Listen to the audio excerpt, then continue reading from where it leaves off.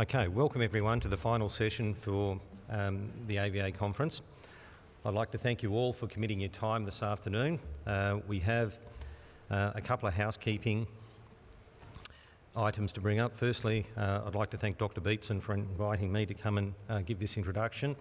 And also we're very, very fortunate to have Professor Kutzler here to be able to give the second part of the presentation.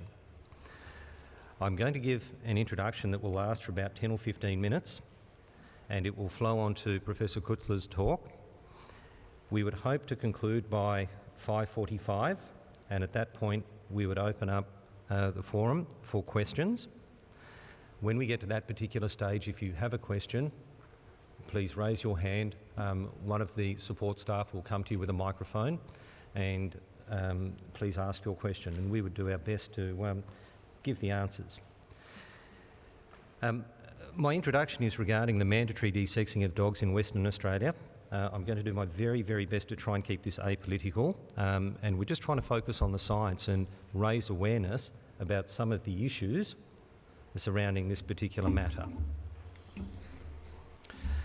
As always, we have to declare our biases. I'm not funded by anyone apart from myself. I have no financial or vested interest in the outcome of this.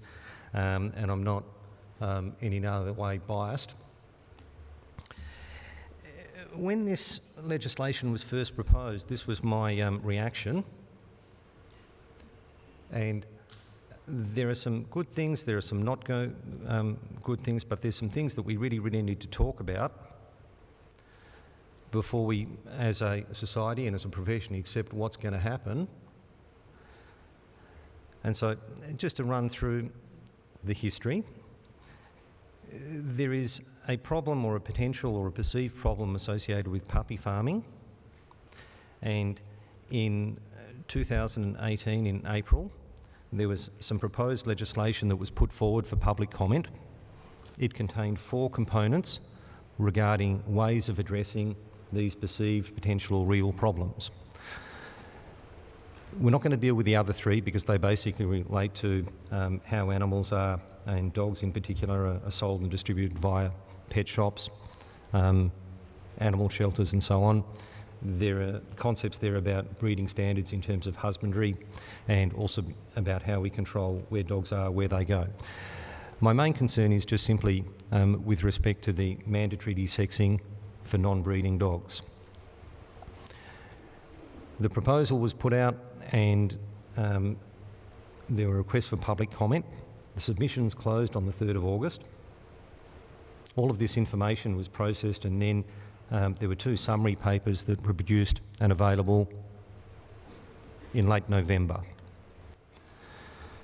First things first, the definition, and as it currently stands under the Dog Act, originally in 1976 in the amendment, if you read, sterilised currently means made permanently infertile by a surgical procedure. And in brackets, as I said, sterilisation is the same thing as desexing. How we interpret this in Australia is given below, and this is provided verbatim from the original proposal.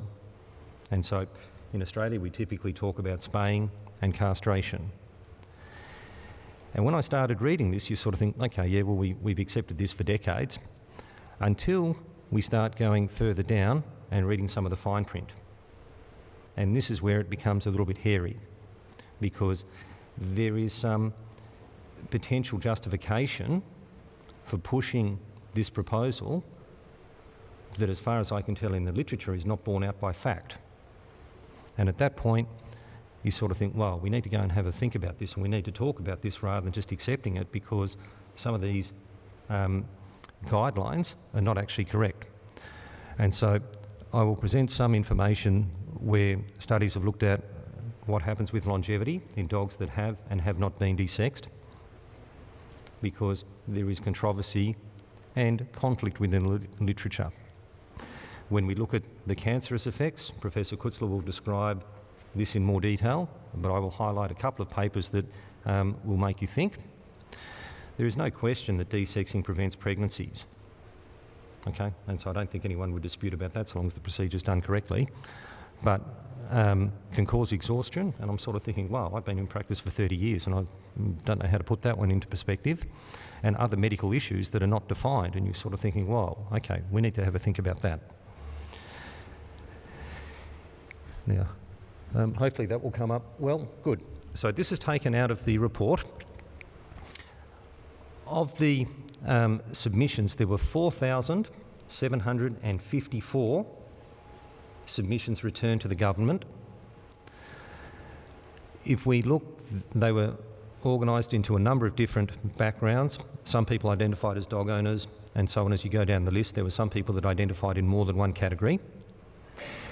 I'm only looking at the third from the bottom, which is the veterinarians, and the proposal submissions classed veterinarians within the veterinary profession. So there were 163 veterinary professionals, of which 67 were vets and 96 were nurses. And when you go through and you do the numbers, we come down to that figure that I have underlined, that there were 10 veterinarians that strongly opposed mandatory desexing. And so this is not opposing desexing, this is just opposing mandatory desexing. And at that particular point, I felt, wow, the profession needs some help, because either they haven't read the literature, they've got vested interests, or they really don't know what's going on, or they just don't care. And hence, we need to increase the awareness of some of the issues that they need to be made aware of, so that people can be in a better position to make decisions. One of the disturbing things, and hopefully, yeah, that has come up well, is part of the survey or the proposal questions looked at historically what had happened.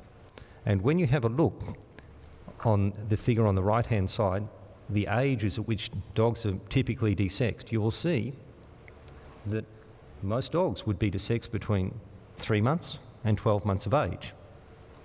When you look on the figure on the left, 82% of dogs are desexed. So firstly, this tells us that things are not black and white, it's not yes and no, but also there's been this historical strong bias to desex dogs young. And that's all very well until you start looking at the data about what happens in the medium and long term. In 2015, a Great Dane lover by the name of Trish Neal completed a very large survey of over 1,400 Great Danes throughout Australia, and had a look and saw what happened, the various health issues, how long they lived, what went wrong, what didn't, how they were treated, and what outcomes were. And I've provided this just as an illustration, and there's many more, but basically what it showed was that the dogs that were desexed young had a much, much higher incidence of cruciate tears as they grew older. And then when we look at the more critical things, particularly the osteosarcomas, every Great Dane that gets an osteosarcoma dies from the osteosarcoma. And when I went through and looked at this data, it showed that those dogs that are desexed young, 1 in 16 of them is going to grow up, get an osteosarcoma and die. And so I don't have a problem with that if we've told the owners this is what's going to happen before we do the surgery. Okay? But if we don't tell the owners and we just think this is not going to happen, we've got a problem, because it does and it happens. And so it means we need to start thinking and talking about what we're doing. This problem is not new, okay? It goes back a long way. It's not isolated to Australia. It's been recognised all around the world. In the 1940s, 50s and 60s, there was an enormous amount of research done in uterine transplantations in bitches as a precursor to helping women with infertility and basically seeing what could be done. As we moved to the 1970s, there were a number of groups around the world that looked at some of the other flow-on effects. In particular, there was a group in South Africa that identified that a lot of these spayed bitches ended up developing what was described as a eunuchoid syndrome. So this means devoid of gonadal hormones. They develop body changes, more weight, more obesity, more joint problems, lack of drive. And they undertook a number of investigations to work out how these could be avoided, how to stop the bitches coming into season, not depleting them of estrogen, and having a happy outcome. And so these studies were very, very successful in proving their original outcome, that they could avoid unicoid syndrome by taking ovaries out and putting them in various other areas of the body, and thereby avoiding that issue. Certainly no pregnancies, so that was one of the primary aims, but there were some other issues that developed down the track. When we go back and we look at some of the literature about why we do and don't desex, and some of the traditional beliefs that we have, some of the things that we were taught at university, and some of the things that we do and believe every day, there are a number of studies that have challenged these. The first one is a bit of a mouthful. It's called dichotomous binning, and this basically means that we divide dogs into desexed or non-desexed and see what happens. But this particular group in Indiana looked at a large colony, 182 Rottweilers, and they didn't just divide them into spayed or non-spayed. They looked at exactly what happened to these dogs when they were spayed and what happened afterwards. And what they basically showed was that the bitches that were not spayed, or those bitches that were spayed much later in life, had a much, much higher chance of extreme longevity compared to those bitches that were desexed. This is over all factors. Okay, so this is big picture stuff. They're not worried about the little things, they're seeing what actually happens. And at that point you start thinking, well, okay, we need to look a little bit deeper. There was a study published by Kloffenstein only a couple of years ago, and this was looking in Bernese mountain dogs. And as I got there, there's a bit of literature conflict, but basically what they showed for all things, for Bernese mountain dogs, on average, the entire bitches lived almost a year longer than the bitches that had been spayed. We know that they're a very high cancer risk breed, but over all factors, okay, that could be determined, on average, the entire bitches lived longer. And yet we were always taught the complete opposite, okay, that desexing them made them better pets, they lived longer, and we had fewer problems. In 2012, this was the most widely read paper from the Journal of Small Animal Practice, and it created a fair bit of conflict and controversy. The authors performed effectively a Cochrane review looking at evidence-based medicine, at what was available, what was published in the English language regarding the correlation between spaying and mammary cancers. They looked at over 11,000 articles, reduced them significantly to those that did not show major bias where they could interpret them according to the guidelines. And basically what they showed is that we have an awful lot of information, but not really, really good hard data. So this traditional belief that we spay them before they come into season for the first time, stopping mammary cancers, might be true, but it's certainly not based on evidence. It's based on observation. And we need to go back and have a look at that. If we go back to the 1930s, there is data showing that the incidence of prostatic cancers, both true prostatic cancers as well as transitional carcinomas, occur anywhere from 4 to 5 times more frequently in the castrated dog than the entire dog.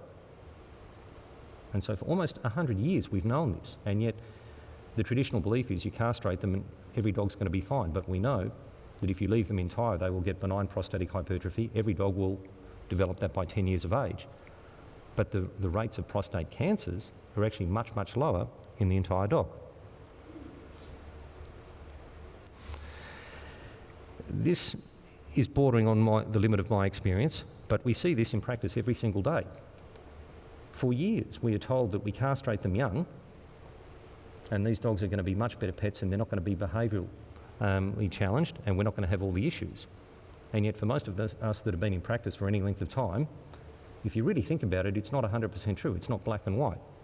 And so McGreevy and others looked at this. What they showed was that if you look at the percentage lifetime exposure to gonadal hormones, so that means the longer they have their testosterone, this was a surveyed report, the feedback that they had from owners for the dogs that were desexed young, they were far less likely to have marking behaviours and humping behaviours compared to those dogs that were entire. But what they showed is these dogs aged, almost twice as many of those dogs that were desexed young developed behavioural issues related to aggression, anxiety, fear. And so my point being is that there's a lot of conflict in the literature. As veterinarians, we're presented with this every day, and we have to make some decisions because we are in this flux where there's proposed legislation that's coming through that's going to be forced upon us, yet the literature says that it's not quite as not quite as appropriate to be introducing this as a blanket approach to all dogs, because we know we're going to create problems for some of these dogs in the future. Okay. I hope that's just piqued your interest. I'd now like to introduce Professor Kutzler to come to the stage, and she will go through some more in-depth information regarding this matter. So, as she's coming on stage, Professor Kutzler, after graduation from Washington State University College of Veterinary Medicine in 1993, Dr. Michelle Kutzler practiced veterinary medicine for 4 years before completing a residency at Cornell University and becoming board certified in theriogenology. She earned a PhD in physiology at Cornell University in 2002. Dr. Kutzler is an associate professor of companion animal industries at Oregon State University. Her current areas of research include methods for non-surgical and alternative surgical sterilisation, effects of gonadectomy on long-term health, and the use of GnRH agonist treatment to improve long-term health of gonadectomised dogs. Dr. Kutzler is also an AKC Dachshund Breeder of Merit, and I would like to thank Virbac Australia for helping sponsor her to come and give this presentation. Thank you, Steve.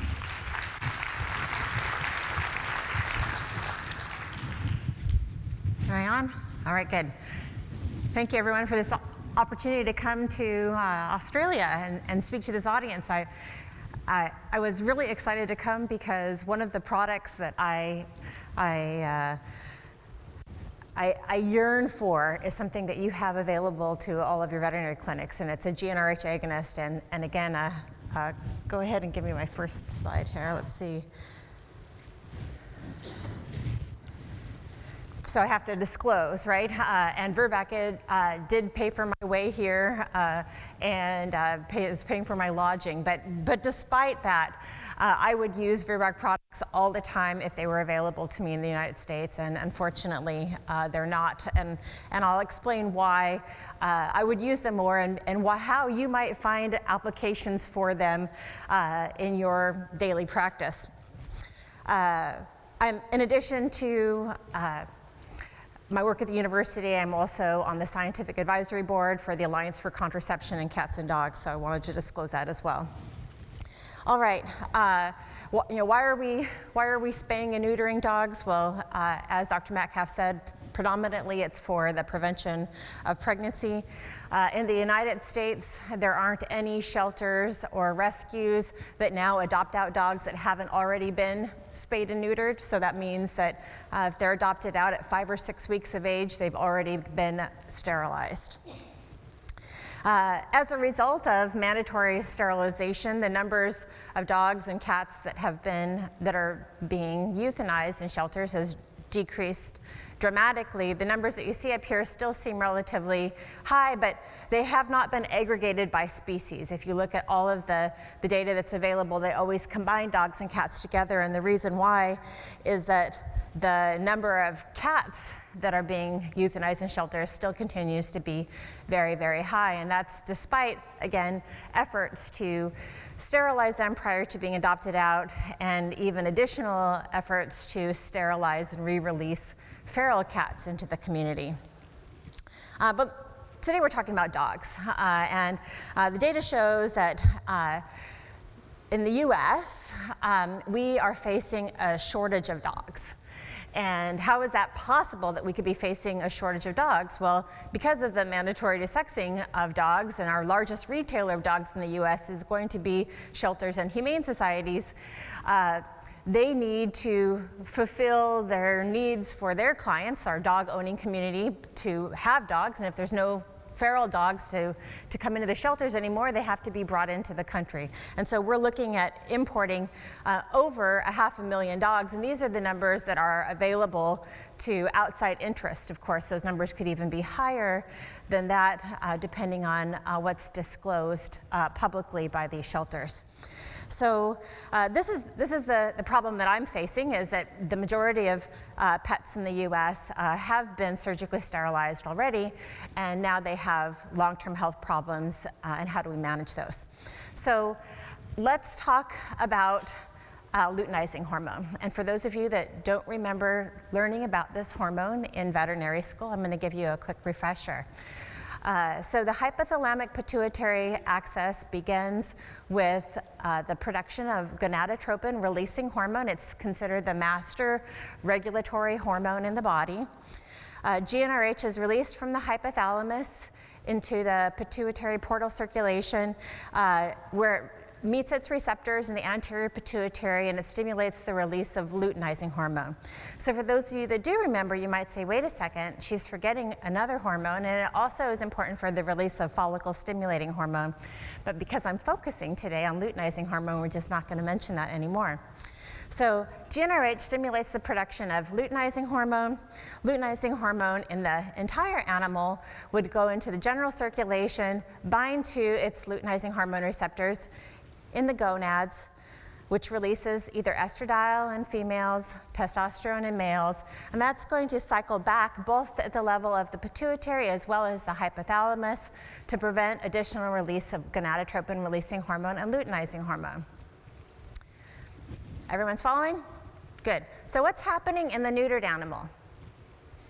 Pretty easy to see just based on this graph what's going to happen, right? So no gonads. The hypothalamus produces GnRH. The anterior pituitary produces luteinizing hormone. Luteinizing hormone has no negative feedback anymore, and so luteinizing hormone concentrations build up in circulation. And we've known this for a long time. All of the dogs that you work with in practice that have been gonadectomized have very high levels of luteinizing hormone, but you probably don't think about that because they don't have any gonads. So what problem would having high levels of luteinizing hormone have? Well, even though we consider luteinizing hormone to mainly be a reproductive hormone because there are receptors for it on the ovary, specifically on the granulosa cells of the follicle and the luteal cells in the corpus luteum, it also binds to receptors in other parts of the body too. The LH receptor is a G protein coupled cell membrane receptor, and it functions two different ways in the cell. Through one pathway, it stimulates cell proliferation, and this is what's important for the development of a corpus luteum following ovulation. In another pathway, it stimulates nitric oxide release, and depending on the tissue, it'll either stimulate vasodilation or smooth muscle relaxation. And so again, in the reproductive tract, this is how it works. But how is LH working on its non-reproductive tract receptors, and where are those other receptors? So work by others, and you can see based on the dates of these, this has been widely investigated for decades. There are luteinizing hormone receptors in a wide variety of tissues. Maybe it's easy to understand that it would be present in other endocrine tissues, so the adrenal gland, the thyroid, but some of these other really unusual tissues.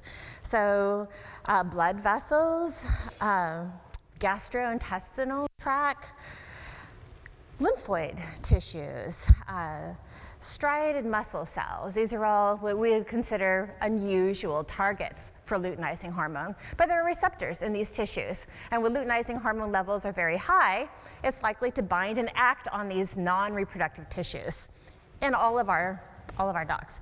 So today what I'm going to talk to you about is evidence that we have that luteinizing hormone in spayed and neuter dogs with very high levels of luteinizing hormone are binding to these non-reproductive tract receptors. And this is the explanation for why we see these disorders, these long-term health disorders, in gonadectomized dogs. So obesity is a long lifetime, well-accepted consequence of desexing. Often veterinarians will tell me, but owners can reduce the caloric intake of their dogs, and so this really isn't anything that they're too concerned about, although obesity does predispose the dog to a variety of other health issues. Statistically, and looking at a variety of different studies, about 70% of gonadectomized dogs are obese, even despite veterinarians saying that, oh, this is not really a problem because owners can manage this. Well, clearly owners aren't managing it very well in most situations. So how is obesity related to luteinizing hormone? Well, we know that gonadectomy predisposes to obesity using two mechanisms. First of all, the metabolic rate is reduced following gonadectomy, and this is secondary to a decrease in skeletal muscle mass. As I mentioned before, previous authors have demonstrated that there's luteinizing hormone receptors present in skeletal muscle, and so luteinizing hormone acting on these non-reproductive tissues is resulting in some skeletal muscle atrophy in dogs that otherwise have normal activity levels, but because of high LH levels, they're reducing muscle mass. In addition to having their metabolic rate lowered, their appetite is also increasing, or maybe better to say, their satiety is decreasing. And this is a central effect that occurs as a result of luteinizing hormone receptor stimulation within the hypothalamus. And most of this work has been done in laboratory animals where they've induced periods of hyperphagia or increased appetite following castration of male rats, and then given them testosterone and had that hyperphagia be relieved. So we know that dogs, after they've been sterilized, not only is their metabolic rate or their need for caloric intake reduced, but their desire to eat now is increased. And I always think about when I'm most not likely to speak in public, and that's when I'm hungry, right? That's why we all had a break right before we came in here and had some carrot cake and some scones to eat. But here we're inducing a state in dogs where they are going to be hungry all the time by an upregulation of luteinizing hormone and binding to its receptor in the appetite centers of the brain. So luteinizing hormone receptors have long been demonstrated to be present within the skin, within the sebaceous gland within the skin, within hair follicles itself. This is an immunohistochemistry preparation from a skin sample in our lab, and the red coloring are where the luteinizing hormone receptors are. So you can see that on the epidermis, there's quite a bit of that red coloring. So lots of LH receptors present in the skin. This is within more of the hair follicle, and you can see the expression of LH receptors present there. So what's the problem with stimulating LH receptors in the skin? If you haven't observed this before, it may just be that you haven't had a name for it, or you just thought that the owners were keeping their dogs in an ill condition. But this is what is referred to as puppy coat syndrome. And you take a dog, we see it more commonly in the long-haired breeds, so the spaniels, and for my breed, the long-haired dachshund, after they've been spayed, about 20% of them will develop this syndrome where they don't shed their coats properly anymore. And Dr. Iris Reichler from Switzerland back in 2008 used GnRH agonist, a supralurin implant, implanted dogs that had this puppy coat syndrome, and they all shed out their hair gorgeously, and the owners were very happy with this. Now, granted, this is not a tremendous health issue, all right, but maybe these dogs would be more likely to develop a pyoderma because they have poor circulation to their skin. Maybe because of the aesthetic appearance of their dog, maybe the increased odor of their dog, the owners don't want to spend as much close time with their dogs, so now it's affecting the type of bond that the owner has with this. This is a condition that we as veterinarians have induced by spaying the dog, it definitely warrants management, right? Okay, So diabetes mellitus is another endocrine disease that we see with more frequency following spaying and neutering. The incidence of diabetes in dogs has been increasing over the last 30 years. And although there hasn't been work yet looking for LH receptors in the pancreas, it wouldn't surprise me if LH receptors aren't found later on. But there has been several studies that have looked at the presence of luteinizing hormone receptors in the thyroid gland. So both in normal humans versus abnormal, right? And normal canine thyroid glands, we know that LH receptors are expressed. So again, this is that same immunohistochemistry slide. We're looking at a section of thyroid gland, and you can see the cells that are red. Those are the ones that are expressing luteinizing hormone receptors. Depending on the dog and this particular study that my student did, the expression of LH receptors and thyrocytes varied with an average of 46.5% of all thyrocytes expressing LH receptors. So a significant amount of the thyroid hormone secreting cells in the thyroid gland have receptors for LH. So interestingly, luteinizing hormone concentrations are elevated in women that have thyroid adenomas, and luteinizing hormone or hypothyroidism itself is more common following gonadectomy and in menopause in women. So other conditions that we know stimulate LH concentrations. We know that based on research of two other authors, that gonadectomy itself is the single most likely risk factor for developing hypothyroidism in dogs. 30% more dogs that are gonadectomized develop hypothyroidism compared to those unaltered dogs. As a result, thyroid hormone concentrations tend to be significantly lower in dogs, even if they're not hypothyroid, than in dogs that are intact. There's another study just more recently in 2016 that looked at other factors that contribute to hypothyroidism and found that of all of the different factors that they considered, again, gonadectomy was the leading factor for the development of hypothyroidism. So I mentioned before, it's not uncommon to be thinking this might be present in other glandular tissue, other endocrine tissue. The adrenal gland, because of especially the cortex of the adrenal gland, because of the reproductive hormones it can produce, would be another excellent target. And we know that there are luteinizing hormone receptors present within the adrenal cortex. This is someone else's work, but kind of the red, all of the things that are red in here are cells that are expressing luteinizing hormone.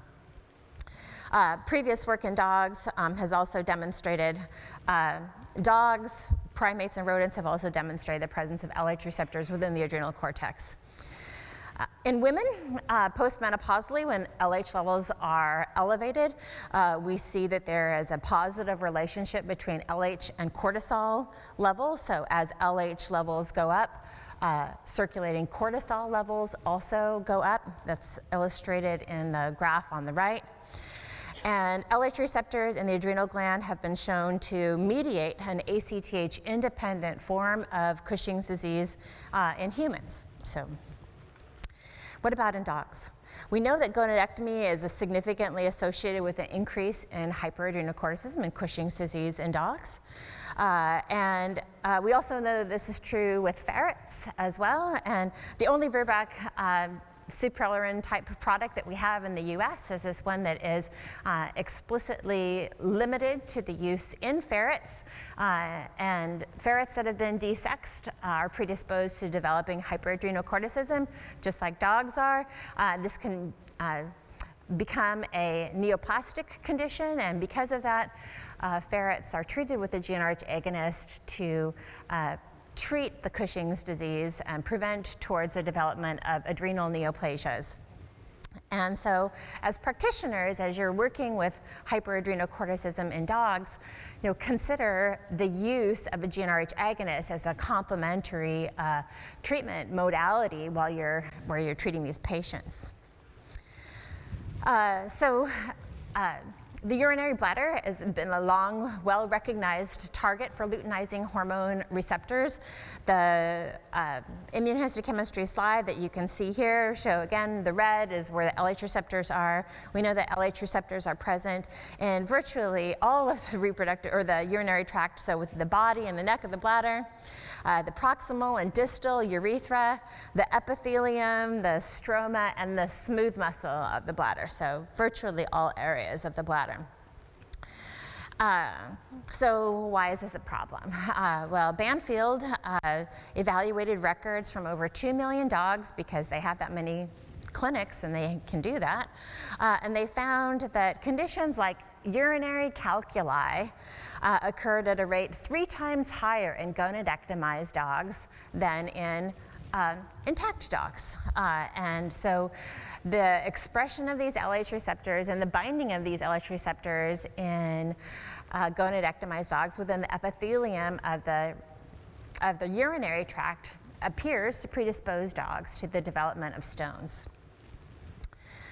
But probably a more common urinary problem that we associate with spaying is urinary incontinence. And depending on the study, rates of urinary incontinence vary between 5% on the low end, maybe as high as 50% on the high end.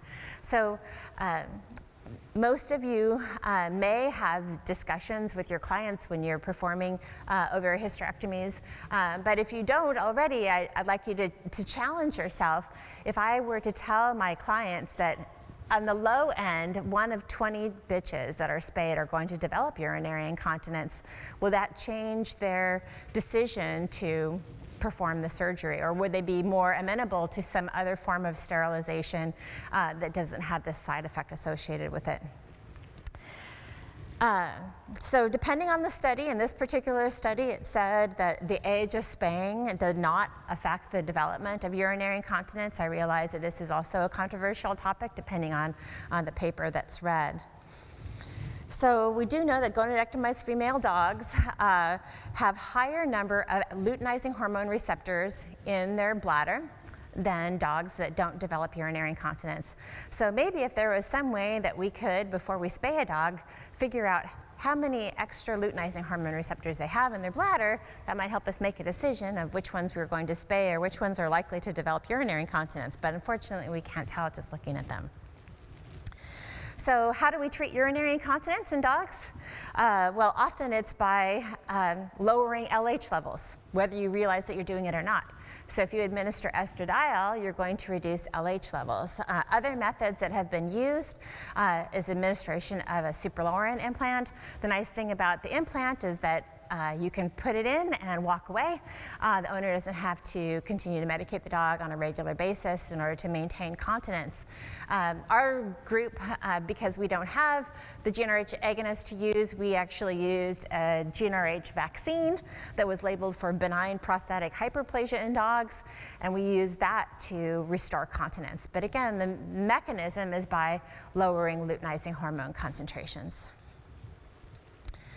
So as Dr. Metcalf alluded to, there are a variety of musculoskeletal conditions that we see with a higher incidence in dogs that have been spayed and neutered.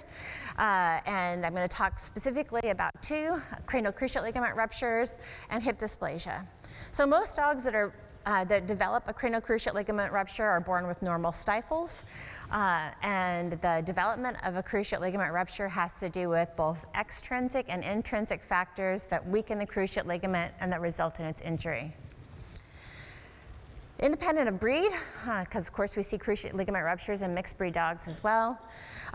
Independent of coexisting obesity, one could argue that, well, if they're overweight, they're more likely to injure their cruciate ligament, but even lean, active dogs can injure their cruciate ligament. Spaying significantly increases the risk of cruciate ligament rupture. And there are several studies listed here that have come to that conclusion, and you can tell based on the dates dating back to 1993 that this is not anything new.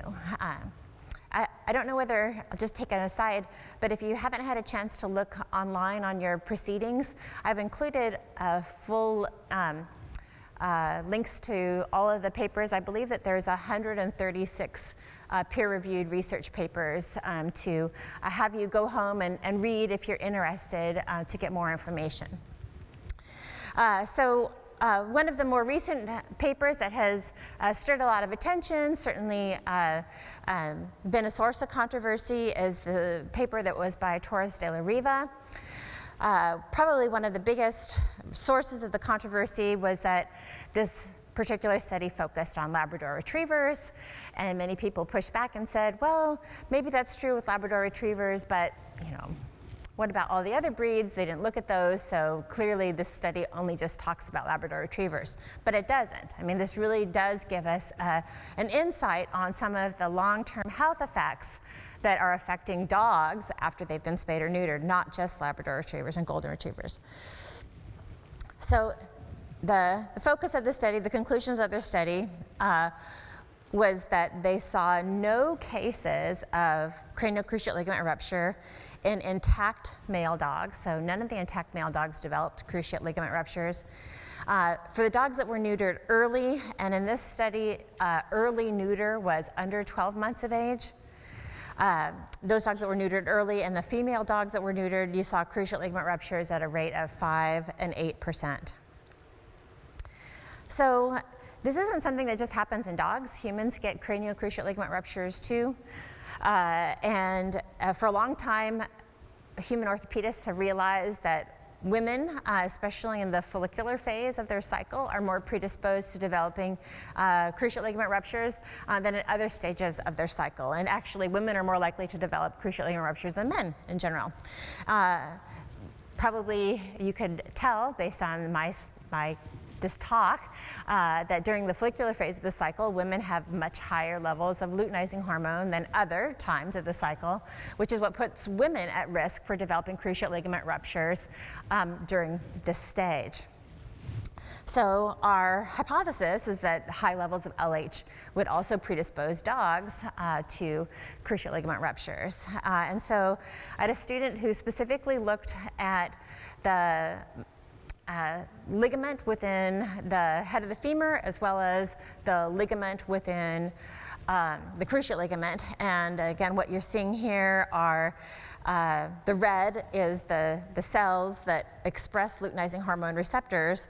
But in all of the dogs that were evaluated and all of the tissues that were examined, luteinizing hormone receptors were found. So what are luteinizing hormone receptors doing in the cruciate ligament? Certainly nothing associated with reproduction. But when they're being stimulated, are they producing excessive nitric oxide? Is that causing the ligament to become more relaxed? Does that increase mobility and predispose that dog to developing a cruciate ligament rupture? Perhaps. If we have a dog that tears a cruciate ligament on one side, they're much more likely to tear the cruciate ligament on the opposite side, the contralateral limb. So if you are recommending surgical repair of the torn cruciate ligament, as veterinarians, we should also be recommending something to help stabilize the other side. And I encourage you to consider lowering luteinizing hormone levels to at least reduce some of the laxity that is being put on that other side. So hip dysplasia, definitely a controversial topic. There's genetic factors, environmental factors, but one of those environmental factors that I'd like you to consider is the relationship of luteinizing hormone on the receptors within the hip joint. We know that the symptoms associated with hip dysplasia, those being osteoarthritis, are associated with increased laxity through the hip joint, whether that's because of bony conformational problems, shallow acetabulum, or that has to do with additional laxity through the support structures. All these factors will culminate into subluxation and the development of osteoarthritis.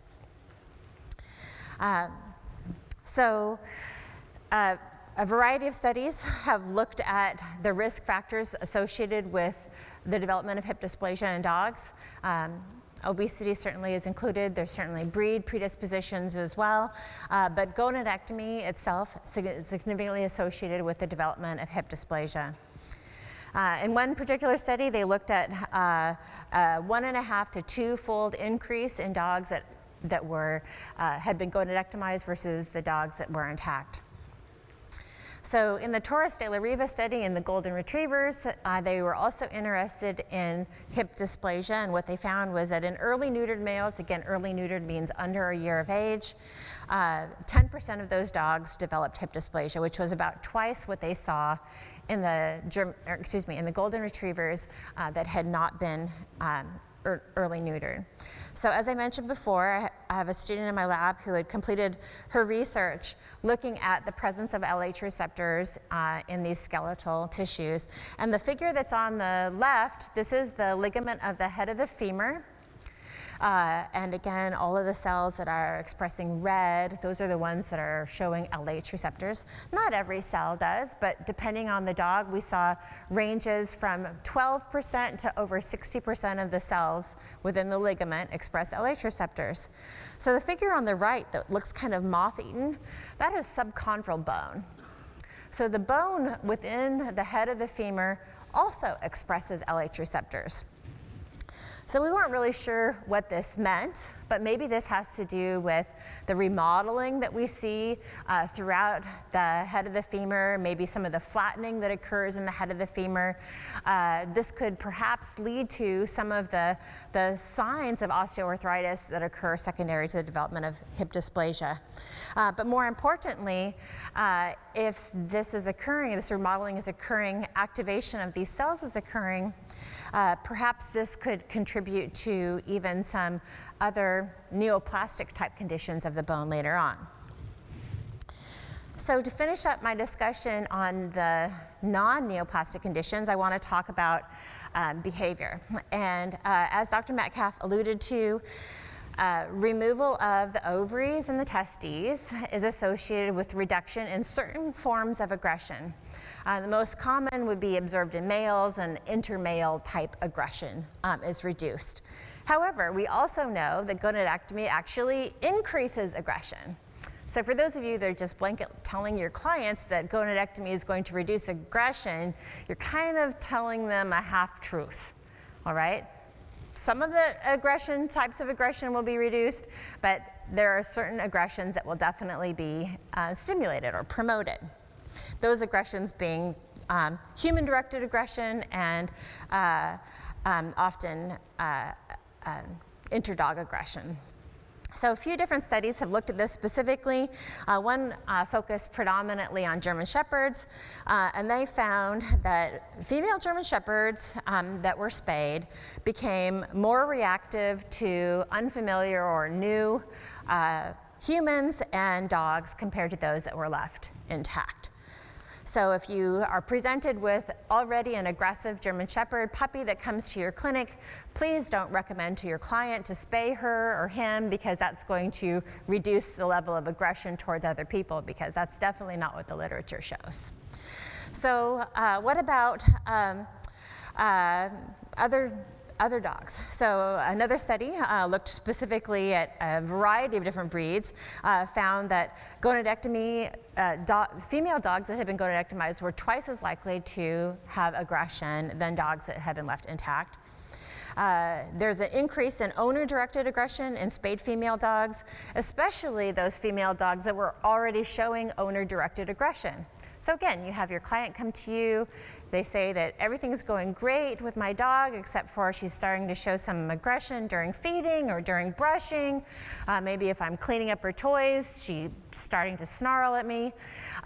This would not be a good dog to recommend spaying to, right? Because spaying is likely to increase those symptoms. And then the last study specifically looked at owner-directed aggression in springers and found that that increased following neutering, not decreased.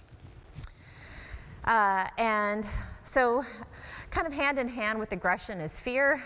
Fear certainly can stimulate an aggressive behavior, but in this particular study, looking at Wieslas, what they found was that fear of storms, fear of gunfire and noises, fear biting, separation anxiety, and submissive type urination all were increased following gonadectomy. In this particular study, they looked at over 2,500 Vizslas. So this was a fairly comprehensive study of the breed. And as I mentioned before, a significant percentage of them had an increase in fear following gonadectomy. So why is this happening? I mean, you probably have a sense that I'm going to relate this to LH somehow. We know that the hippocampus, which is very close anatomically to where the hypothalamus is located, but the hypothalamus as well, both have receptors for luteinizing hormone, and the hippocampus and the hypothalamus are parts of the brain that are associated with the development of behaviors. I mentioned previously before eating behavior or satiety, but they're also associated with fear behaviors and aggression. And following sterilization, following gonadectomy, luteinizing hormone receptors in these tissues actually increase. So with an increase in amount of luteinizing hormone and an increase in the amount of receptors, you're going to have an increase in amount of activity, whatever that activity is, and it appears to be an increased amount of aggression and fear being produced. It's been very interesting work that has been done in laboratory animals that have shown that aggression actually increases in castrated rats following gonadectomy, and then when they treated them with testosterone implants, the aggression actually was reduced. It wasn't that the testosterone itself was reducing aggression, but it was reducing the luteinizing hormone concentrations by giving them the testosterone that mediated these effects. So the last central non-neoplastic problem I'd like to discuss is cognitive dysfunction disorder. This syndrome is relatively new. We've been talking about it for maybe about 10 years.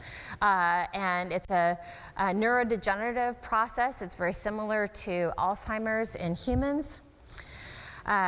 We see problems with memory impairment, problem solving, social disconnect, day and night reversal, all of these signs, again, that we see with humans, we see this in dogs as well. The reason why we're talking about it more in dogs is because we're seeing it more now. And we know that gonadectomy significantly increases the development of cognitive dysfunction compared to those dogs that are not sterilized. So again, work in rats has shown that luteinizing hormone concentrations are associated with a decline in cognitive performance. So reducing luteinizing hormone concentrations may improve then cognitive performance, especially in these older dogs. In another study in humans, they found that elevated luteinizing hormone concentrations increase the beta amyloid plaque formation. That's the key pathophysiology or the key mechanism in which Alzheimer's condition develops.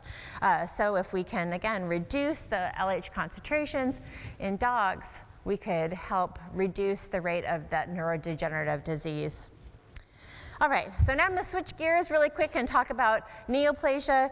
I know that Dr. Metcalf already talked about prostate cancer, so I'm going to skip over that and just go straight into bladder cancer. So in addition to prostate cancer, we see transitional cell carcinomas happen much more commonly in neutered dogs than we do in intact dogs. And as I mentioned before, the urinary tract, the urethra, the bladder, pretty much all parts of the bladder, the epithelium, the stroma, the muscle, all contain receptors for luteinizing hormone. And dogs that develop bladder cancers, they have very poor prognosis associated with this. So what can we do to help not predispose them to bladder cancers? Well, gonadectomy definitely increases their risk towards bladder cancer. So is this mediated through luteinizing hormone? We don't know for sure. Unfortunately, once they've been diagnosed with bladder cancer, we're often limited in what our options are to treat, short of removal, and even those are left with very poor prognosis. All right, so bone cancer. I know that, again, Dr. Metcalf briefly mentioned bone cancer with the study in talking about greyhounds. And as I previously alluded to, we know that subchondral bone has receptors for luteinizing hormone. And one of the direct mechanisms of stimulation of luteinizing hormone receptors is cell proliferation.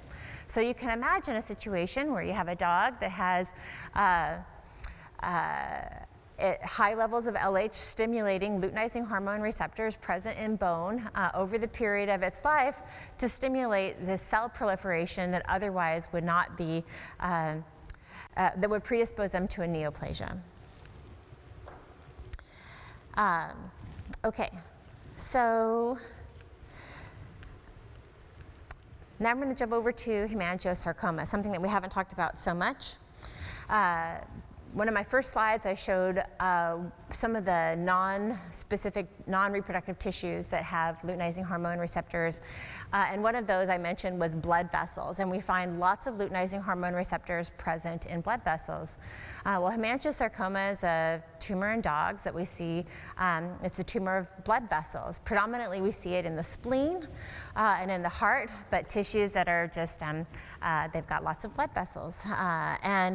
Unlike maybe bladder cancer, prostate cancer, bone cancer, sometimes there's no predisposing sign that this dog has splenic cancer or hemangiosarcoma until they just drop in front of the owner, and then they come in critical because they've had one of these tumors rupture and they're bleeding internally. Even with removal of a hemangiosarcoma, usually the life expectancy is very short in dogs.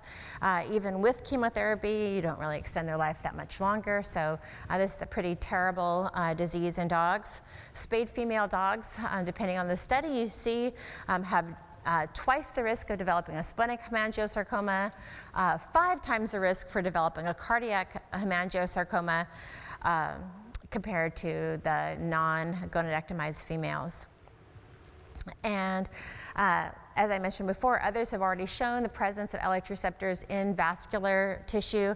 So our lab specifically obtained samples from dogs that had hemangiosarcoma and wanted to look at those tissues to see are LH receptors present in tissues that have hemangiosarcoma.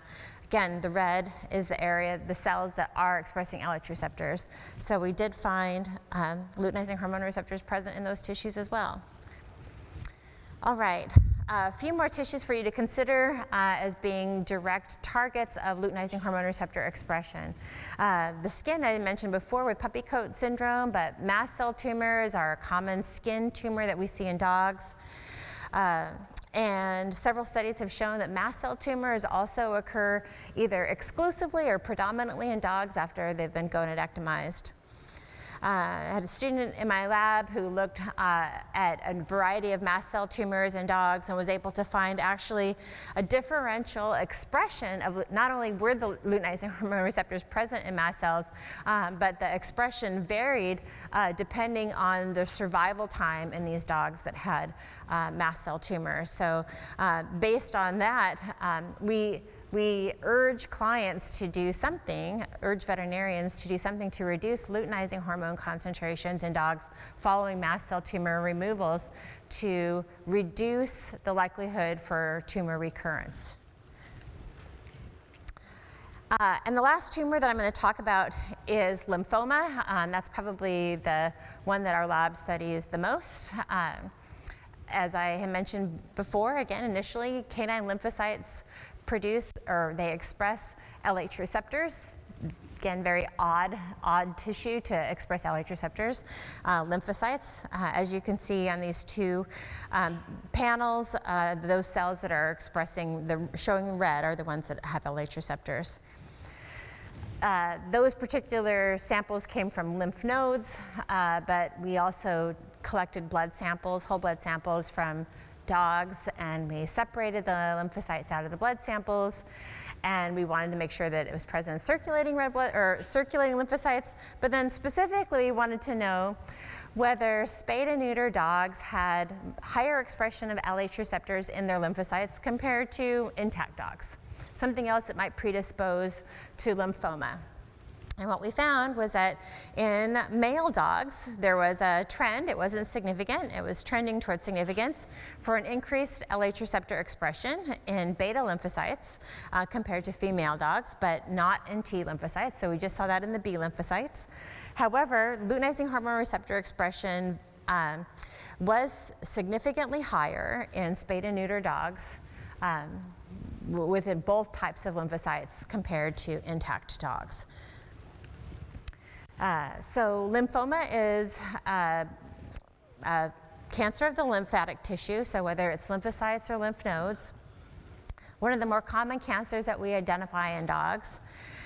We know that gonadectomy increases the risk for lymphoma, depending on the study.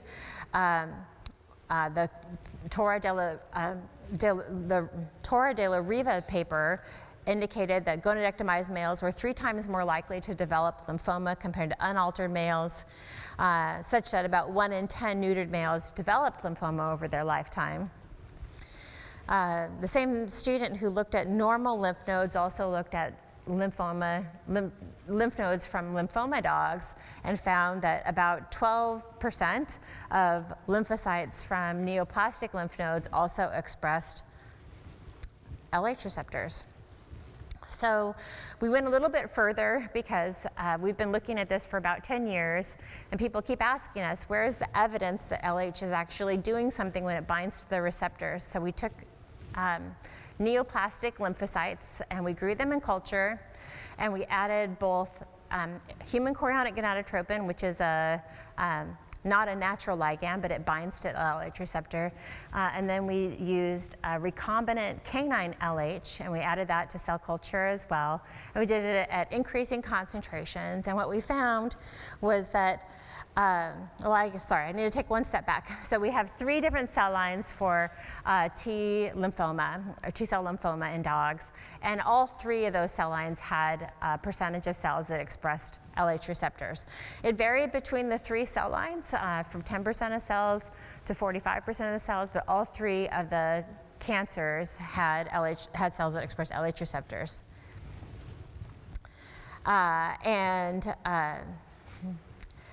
This was, again, my slides got a little bit out of order here, but just showing that we see lymphoma more commonly in neuter dogs. I don't know why, because my slides got a little bit disordered here, but getting back to him, I'm going to just go ahead and power forward additional studies that have shown that, I'm sorry, I did not know what I did here. Let's go back. So our research with the lymphoma cells showed that when we added either HCG or canine LH to the cells at increasing concentrations, we could stimulate cell proliferation. So we know, based on our in vitro work, that if you administer high levels of LH, it stimulates cell proliferation already in neoplastic lymphatic tissue. And so what does that mean to you? As a clinician, if you are managing a case of lymphoma, whether you're managing it aggressively, sending it to an oncologist for chemotherapy and surgery, or if you're managing it maybe minimally with just prednisone, consider using something that would also lower LH levels to quit feeding those tumor cells, as we've demonstrated LH does. All right, so just to reiterate what we know as far as cancer goes, we know that dogs that have been neutered are at a much higher rate of developing lymphoma, hemangiosarcoma, and mast cell tumors. We know that this is just another result from that paper that showed that hemangiosarcoma occurred in females 4 times that from intact females.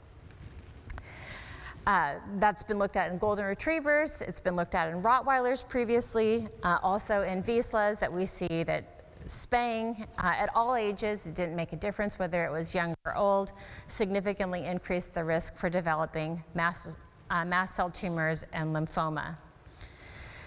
So what about the benefits of gonadectomy? Certainly if you remove the gonads, then they're not going to get cancer of the ovaries and the testes, but in general, the risk of these cancers are low, and the likelihood that these cancers will become malignant is also low.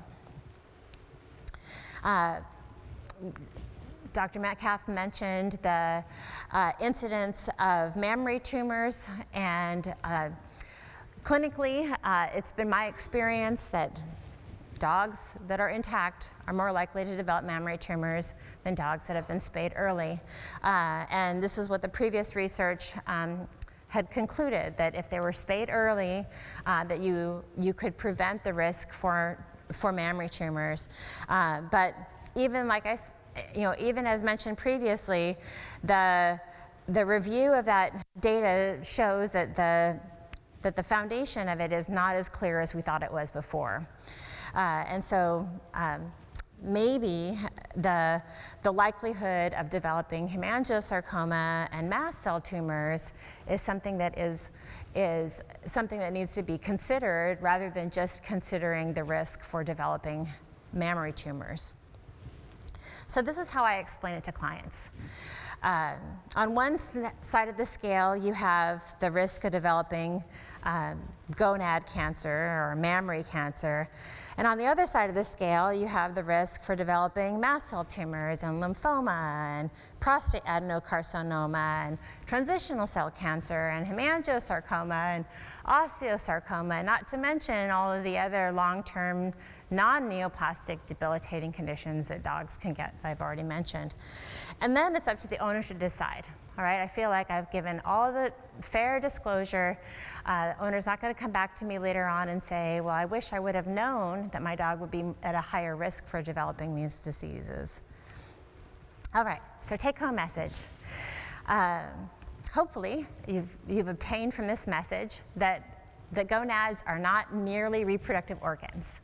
The production of estradiol and testosterone is important for regulating luteinizing hormone concentration, and because of this, gonads themselves are necessary for normal endocrine health, metabolic health, musculoskeletal health, anti-neoplastic health. Not that I don't think that the traditional spay and neuter surgeries still have a place. I just recommend doing other surgical methods for sterilizing that don't remove the gonads, those being a vasectomy or an ovary-sparing hysterectomy. Still accomplish pregnancy prevention, but we don't facilitate the increase in some of these conditions that I've previously mentioned. So in conclusion, I have a lot of people to thank. Dr. Waters, I was sitting in a lecture like you are here when he was first talking about 12 years ago of an increase in osteosarcoma and Rottweilers, and it really just made me rethink how I recommend spaying and neutering. Since then, I've done a lot of work with Dr. Benjamin Hart and his wife, Dr. Lynette Hart, and they've really been great cheerleaders for me to keep going, because this is a controversial topic, and a lot of veterinarians are unwilling to change their ways, and so I just keep powering through that controversy, trying to find explanations for why this is occurring, so that way it will help you think about this differently. Certainly all the graduate students that have worked in my laboratory, and then the Parsimus Foundation and Elaine Lissner, who've supported our work doing ovary-sparing hysterectomies. And let's see, we've got just a little bit more time, so I'm going to go ahead and continue on. I prepared an additional lecture on some of these gonad-sparing surgeries that we offer as an alternative to traditional spaying and neutering, and I'm going to continue on with those, and then we'll still have time for questions afterwards. So as I mentioned before, in the United States, not only do we do spaying and neutering, the routine method, but the American Veterinary Medical Association, or RAVA, recognizes and supports other sterilization surgeries, so hysterectomy, so retaining the ovaries, and a vasectomy as well. So why do I recommend hysterectomizing a female versus just leaving her intact? I mean, that's certainly an option, and a responsible pet owner will prevent that dog from preventing from becoming pregnant and delivering puppies. But the responsible pet owner can't do anything to prevent against a pyometra as long as that bitch has a uterus.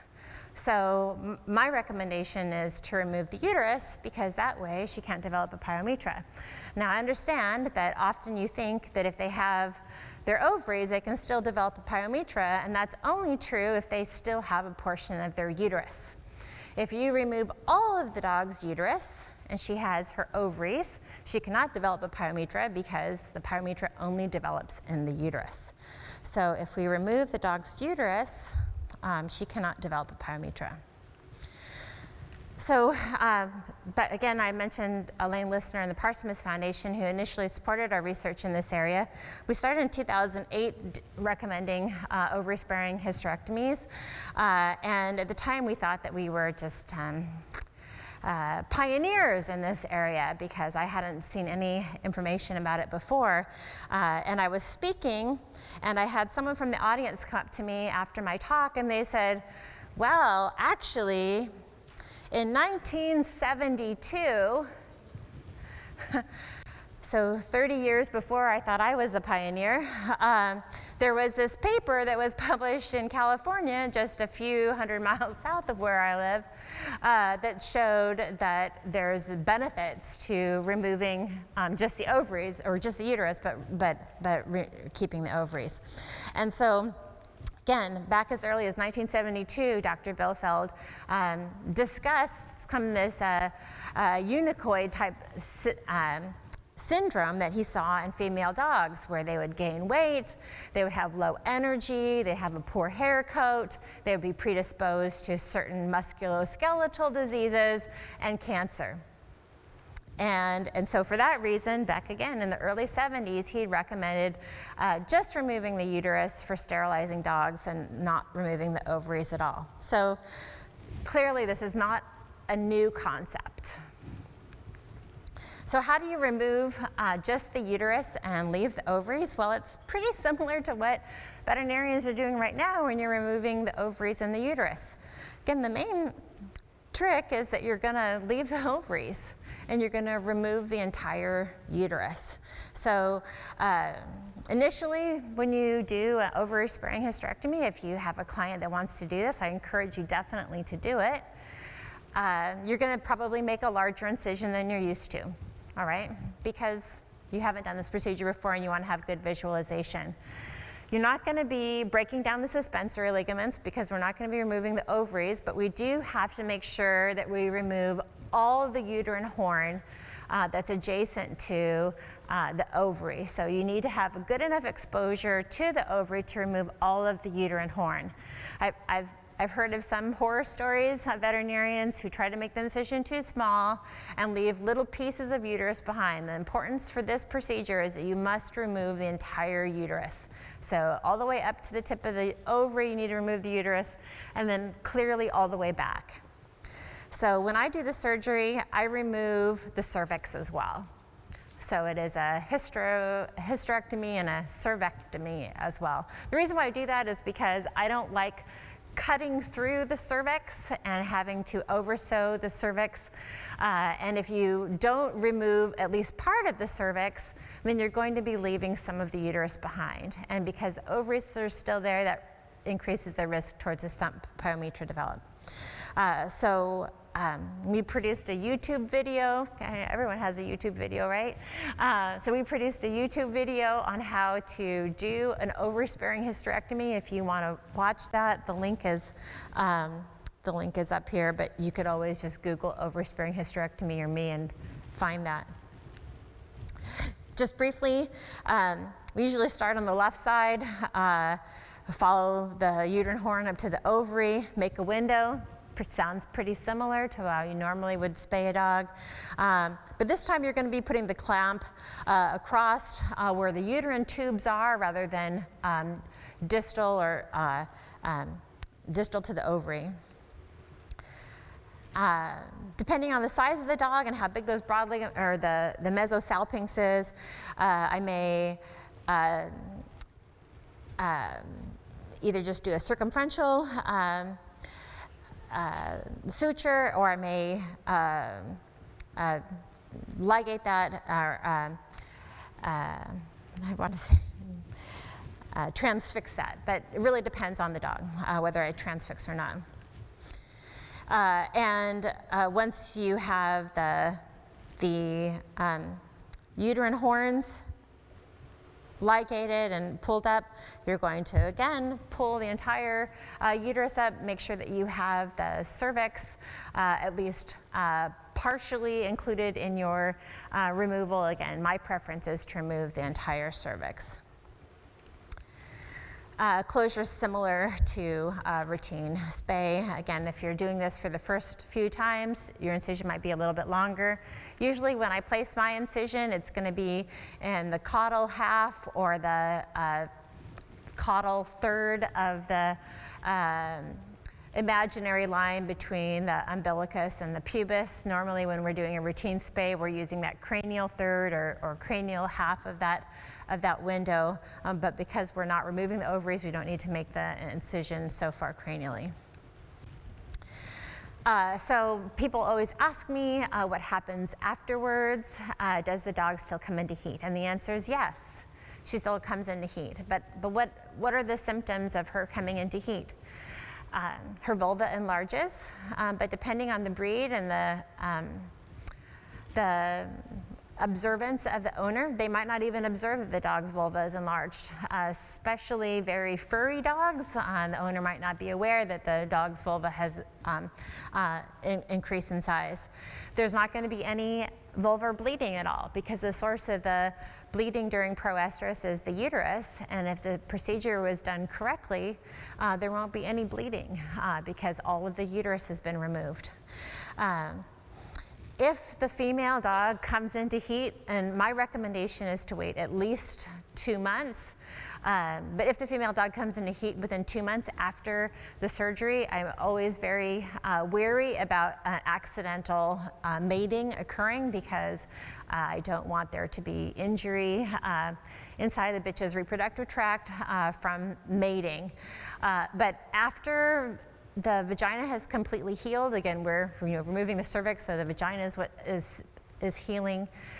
I've had several clients talk about how their vasectomized male has mated with their hysterectomized female and not have had any concerns, not have had any problems secondary to that. So the only few incidences I've heard of female dogs having problems after being hysterectomized and being mated has been when the mating happens very soon after the surgery.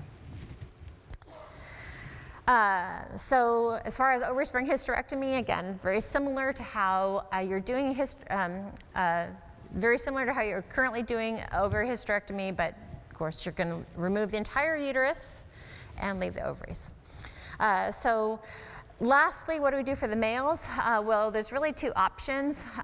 Surgically, you can do a vasectomy, and non-surgically, you can do an intratesticular injection, and I'm going to talk about that last. But with respect to a vasectomy, the procedure is really well laid out in Dr. Fossum's small animal surgery textbook if you're looking for a nice line drawings and surgical description. But essentially the incision is made in the same location as you would for neutering. A pre-scrotal incision is made, and instead of removing the testes, you're just specifically going to be ligating and removing a portion of the vas. So what does this look like? This is just a routine preparation of the area. Again, this is those line drawings that are in Dr. Fossum's small animal surgery book, so many of your practices probably already have this if you're interested in looking at it on your own.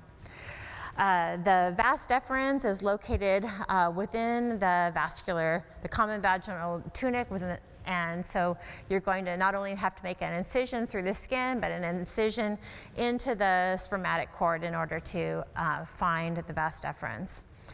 And as you can see from this kind of cross-sectional image here, I think I got this out of the Miller anatomy book. The vas deferens is located in in one kind of portion of the common vaginal tunic, and the spermatic artery and vein is isolated in another area, and we don't want to damage that artery and vein because that's where the blood vessels are that will be maintaining the testicular health. So what does this look like? An incision has been made down through the skin and actually into that vaginal tunic, and I've isolated,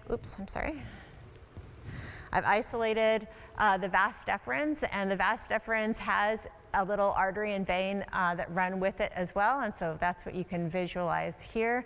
But the spermatic cord, artery and vein, those are not being occluded at all.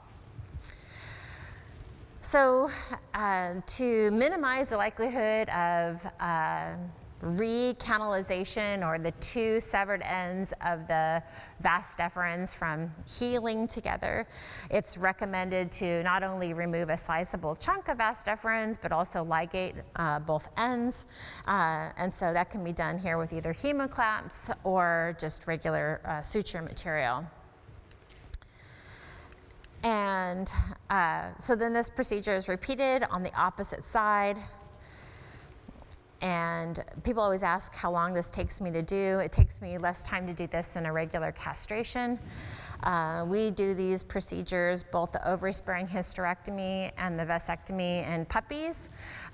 Usually, we recommend them even for non-show dogs, non-breeding dogs, as early as 5 to 6 weeks of age, whenever we can safely perform anesthesia. That way breeders don't worry about these dogs going into homes and being used as some founder breed for a new designer crossbreed dog. Routine closure of the wound, someone asked me the other day, how quickly does it take for them to stop ejaculating sperm after they have had a vasectomy? And so what this study shows is that within a day after a vasectomy, they are no longer ejaculating sperm. So you don't need to separate them for a prolonged period of time. Within a day after a vasectomy, they're no longer ejaculating sperm. So for those of you that like to do things laparoscopically, vasectomy is even easier laparoscopically because you can see the vas going right down into the internal rings, and then you can put your hemoclamps on and remove a piece of the vas deferens on either side. And there's a nice YouTube video showing those techniques here. I'm not very good with vasectomy or laparoscopic because I grew up before the gadget, the digital age, so I'm not so good with that type of looking through the camera and doing surgery that way.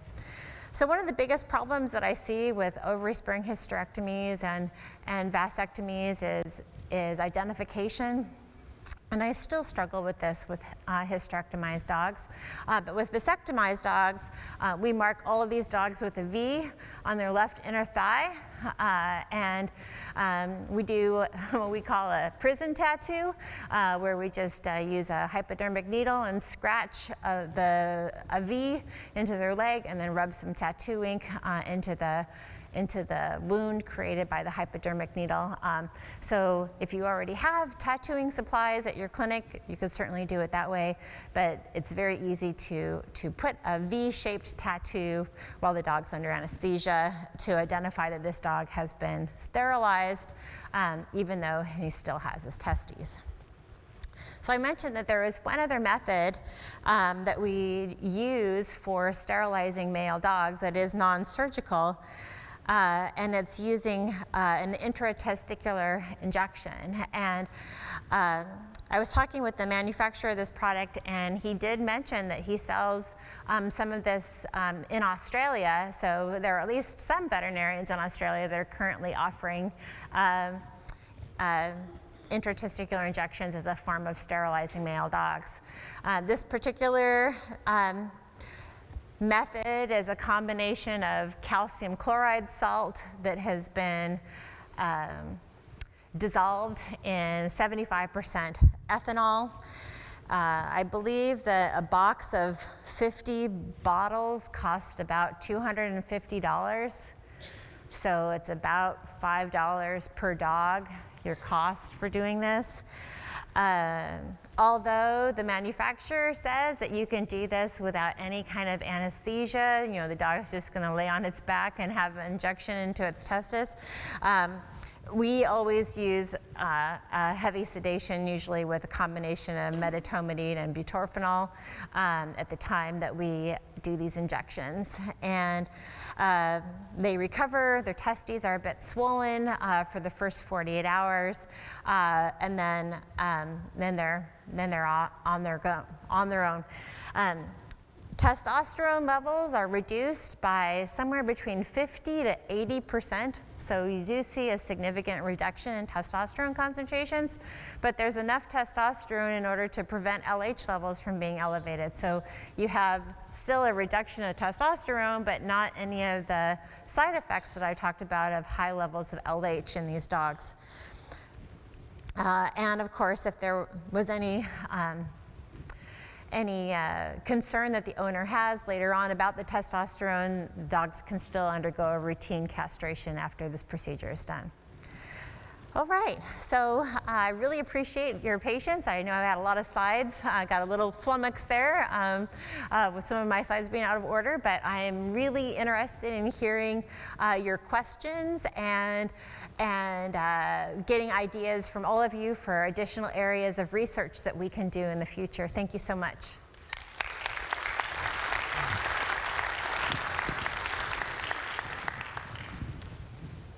Do I have this mic? Oh, yeah, good, thank you. Thank you very, very much, Professor Kutzler. That was a very, very entertaining and educating presentation. I'm sure there must be questions from the audience. We've actually finished a little bit ahead of time, so please, if you have questions, can you make your way to one of the stand-up microphones? If it's an easy one, it'll be me. If it's not, it'll be Michelle. Hi, thank you very much for that. You've totally flipped my beliefs and everything that I was taught. So this is really nice to hear. I have so many questions. My first is, wouldn't it be easier just changing the name of luteinizing hormone to very important hormone? Because it seems like that it was always just applied to the gonads. So my other question is really just about all these other diseases that have seemingly come out of nowhere in the last 30 years, gallbladder mucocele, tendon injuries, and there never seems to be enough, I guess, representative sample for castrated, neutered animals, geldings, that sort of thing. I'm just wondering, are you looking into that areas at all in equine medicine or equine sports injuries in that? No, really great question. My lab predominantly works with companion animals, and having said that, we've just identified a new protein target on the horse ovary for developing a horse contraceptive that doesn't involve removing the horse ovary, but would still prevent her from cycling. And so I think that that's really fascinating. In those horses that have those sports-related injuries or the gallbladder-related injuries, it would be interesting to see if administering, because you have equity vaccine here as well. Equity is a GnRH immunization that's labeled for horses, and it would accomplish the same thing as a suprelorin implant. It would lower LH concentrations. But sounds like an interesting, maybe we can collaborate. You can email me. My email, and I really welcome all of you to email me. I receive hundreds of emails every week on this topic, but my email address is really easy. If you want to jot it down, it's just my name, michelle.kutzler, and then the @ oregonstate.edu. And I am very sincere about that. I'm very happy to help answer your questions if you have any, but it sounds like a great potential project looking at horses too. Thank you for a good literature survey. You may have answered this question. I did get in a little late due to another commitment. But of all those population studies, and you're talking about the frequency in desexed males and females, in all of those papers, were there across the board some sort of correction for the normal hospital population that came into the hospital. So it's nice to say there's 2 to 4 times more frequency in desexed female dogs. Right. But what about the population that comes into that practice? Was there any adjustment made to look at those populations and say, hey, the population that came in was 60% desexed, 40% non-desexed? Yeah, no, So, I think it's a very good point, and my research hasn't focused on the epidemiology. So the epidemiologic research that I shared has been all the work of others, and there is going to be some population sample bias because of that, no doubt. The samples that we obtain, if we are looking specifically at LH receptor expression, most of those tissues we're obtaining from dogs that have passed away for a variety of reasons.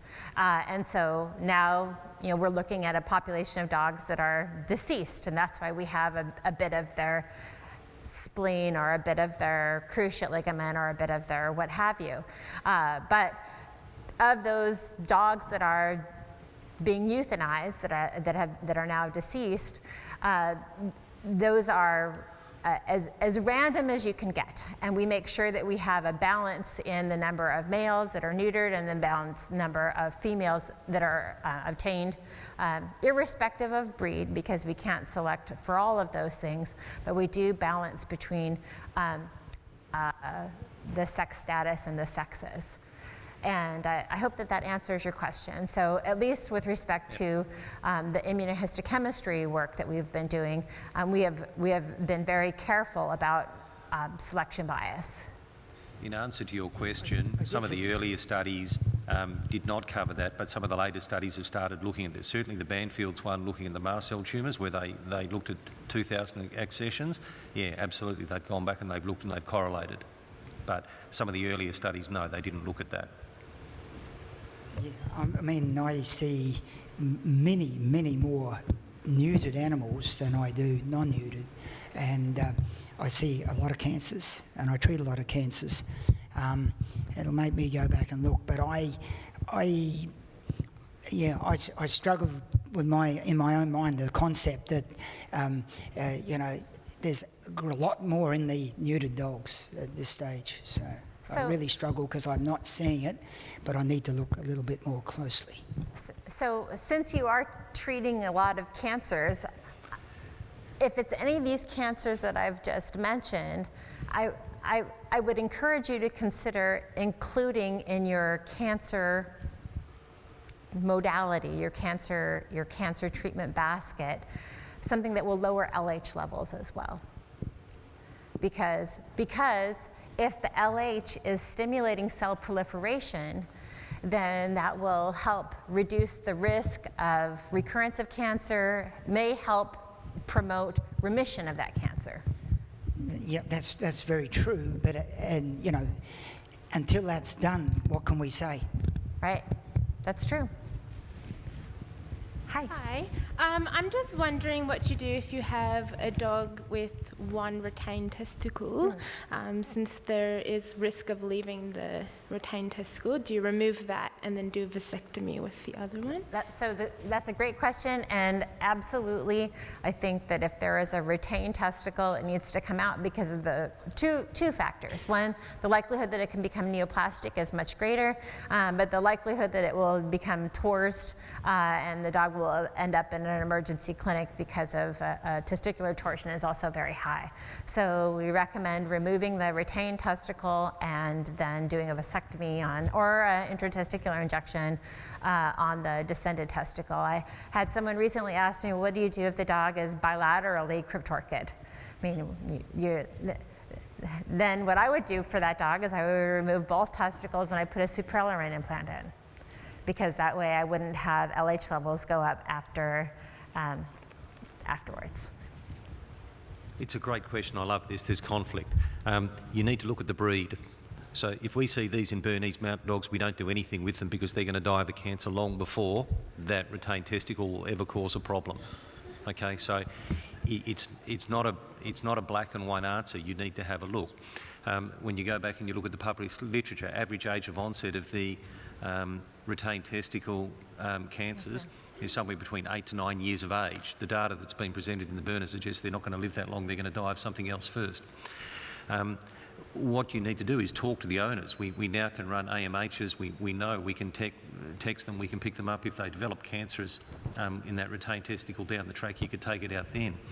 But this concept of doing a preventative juvenile retained testicle orchidectomy is completely unjustified. Okay, you're butchering a dog for something that may never, ever, ever, ever happen.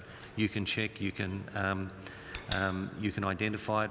If it causes a problem, you can remove it. And when you look, as Michelle published, presented, the actual rates of death from a retained testicle developing a tumour are so incredibly low, yet everyone gets panicked and paranoid about it and says, oh, you've got to do this instantly, your dog's going to die, and yet that dog's going to live most of its life and may never develop a problem.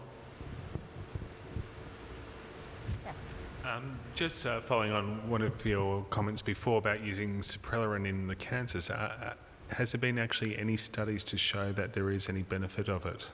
So, not that I'm aware of yet. Not that I'm aware of yet. And that's something that we would like to do, but we don't have Suprelorin available to us in the US. The only cancers that we've shown that it's actually beneficial for is the prevention of adrenal tumor formation in ferrets.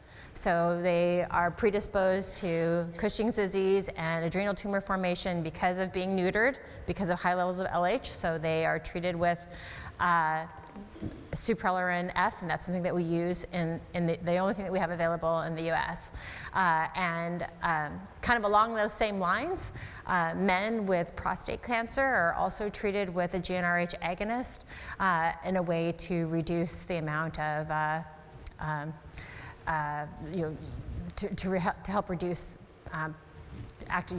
prostate cancer. So I think that there is some evidence in some other tissues, but certainly I would like to do more research in that area, more clinical trials. I mean, and the question on that, would it be more useful than, saying, recommending estrogen therapy or testosterone therapy for those types of cancers? So just saying it's a bit of a concerning area to be jumping into. So estrogen, I think, is very dangerous to administer in dogs because some female dogs are exquisitely predisposed to the side effects of estrogen. Estrogen therapy in dogs, we know, can cause bone marrow aplasia, can cause some other equally horrible side effects. So the administration of estrogens in dogs need to be used very carefully. So I don't typically recommend administering estrogens to lower LH levels in dogs. I know that estriol is available for a treatment for urinary incontinence in dogs, and certainly diethylstilbestrol and ECP have been used as well. But my recommendation is not to use estrogens. But what about other androgens? So check drops used to be available, but the active ingredient in that is mebolarone, which is an anabolic steroid. It also reduces LH levels. I've often considered, trying to use mebolarone, but I haven't yet. So a couple of answers. Yes. We do have Suprelorins here. We have started looking at using them, and we're accumulating a case series of using Suprelorins for treating non-neoplastic Cushing's. So far, so good. Because we haven't performed histopathology on any of these adrenals, because we haven't removed them, I can't tell you whether any of them are neoplastic, but that'll take some time. And the other thing we've started looking at is the use of Suprelorins in dogs that have ruptured their first cruciate, sticking them in and just seeing what happens. But it will be another 3 or 4 years before we're going to have any, reasonable numbers to know whether it does have a preventative effect or not. It's also pretty hard trying to get case-matched controls to compare. If we put a Suprelorin in this side, is this dog going to take 4 years instead of 2 years to rupture the second cruciate? But we're looking at it. Great discussion. Let's keep it going. Hi, Please. Michelle. John Hill here from University of Queensland. Hi. I've got two questions, one about LH receptor, but the first one about your the uterine removal. Yes. So if you've got a bitch that does not have progesterone exposure, her likelihood of developing a pyometron is exceedingly low. Would you agree? So with that sort of idea in mind, why would you advocate removing the uterus? If they don't have progesterone exposure? Pre-exposure to progesterone is linked to pyo. So if you leave the ovaries, then they're going to have exposure to progesterone. Okay, you're leaving the complete ovary. Yes, sorry, yep. so for the ovary-sparing hysterectomy, we're removing the entire uterus and leaving the entire ovaries. Okay. And so they continue to cycle normally, whatever that is for that female dog. On average of every 7 months, they will ovulate and have a period of 2 months of progesterone exposure. Yep. So the other one's about the LH receptor. So you've got an association with LH and LH receptors in various tissues. So have you been able to show a change in LH receptor numbers in muscles or in joints, tendons, ligaments over time? So two research results come to mind. The first that looked at dogs that had urinary incontinence and female dogs that died that did not have urinary incontinence. Iris Reichler's group looked at urinary bladder tissue from both of those groups and found that LH receptor expression was much higher in dogs that were incontinent than in dogs that were not incontinent. Both of them were spayed dogs. So there are some spayed dogs that have more LH receptors in their bladder, and presumably they will be at a higher risk for developing urinary incontinence once they're spayed, but you can't tell by looking at that female dog if she is going to have higher levels of LH receptors or not. Research in our lab, what we did was we collected whole blood from a group of, these are privately owned dogs that belong to our kennel club, and there were male intact dogs, male neuter dogs, etc., female spayed and intact. And we looked at LH receptor expression in lymphocytes. And we found that there was a significantly higher number of LH receptors, or lymphocytes that had LH receptors in the spayed and neuter dogs that did not. So there does seem to be an increase in LH receptor expression, at least in some tissues, following gonadectomy. There's two comments that I would make in respect to your first question. We still have this issue that when you do a hysterectomy, these bitches have still got their ovaries. We know their hormonal environment is exactly the same. That doesn't change. There are still bitches that will come into season, do everything else as normal. And our problem is that how do we control them? As Michelle said, we can get mebolarone compounded, or you could just walk to your local gym and they'll give it to you. And if we're using progestogens for estrogen suppression, okay, this goes back to the 1970s and 80s when we believed all those bald cats all had feline endocrine alopecia and they're all given Ovid. But we now know they've all got flea allergy and we stopped giving them Ovid, and so we just don't see the stump pyometrons. But that's probably your biggest clinical risk. When we look at all of the issues we've seen post hysterectomy, the biggest thing that we see is we're observing an increased number of dogs that are presenting with false pregnancies or phantom pregnancies, which to us in clinical reproduction doesn't mean anything because it's 100% normal, but many owners have never seen it because they've never had a bitch in season. And so there's this real education focus that we need to talk to people about and say, look, you know, these are the things that may happen. It's not a big drama, but we can deal with it.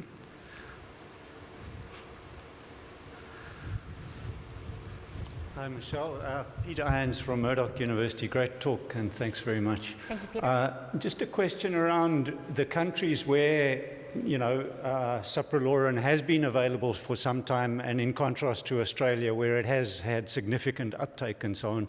So have all of these sort of diseases sort of declined and disappeared in those countries, or is there a lot of evidence around that?